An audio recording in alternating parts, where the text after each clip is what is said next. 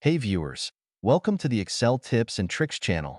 Today, I'm going to show you how to create a simple chart in Excel. First, you'll need some data to work with. Make sure your data is organized in a table format. For this tutorial, I've got a simple table showing monthly sales and targets of any product.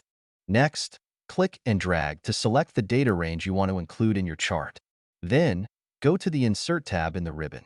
You'll see a variety of chart options like column, line, pie, bar, and more. Let's create a simple column chart.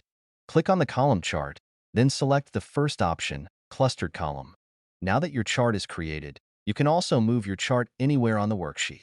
If you want to change the chart's title, just click on the title text and type in your desired title, like monthly sales. You can also format the chart's colors and styles by clicking on the Chart Design tab that appears when your chart is selected.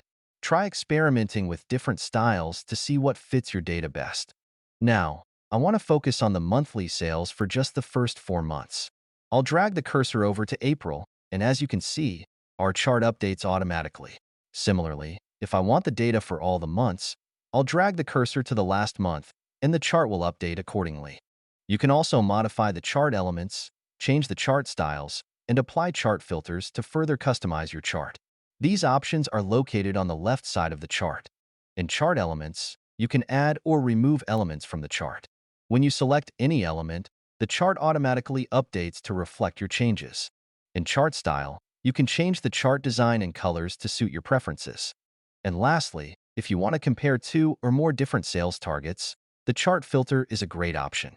For example, if I want to see sales data for only April, August, and December, I can select these months and apply filter, and bingo, we did it.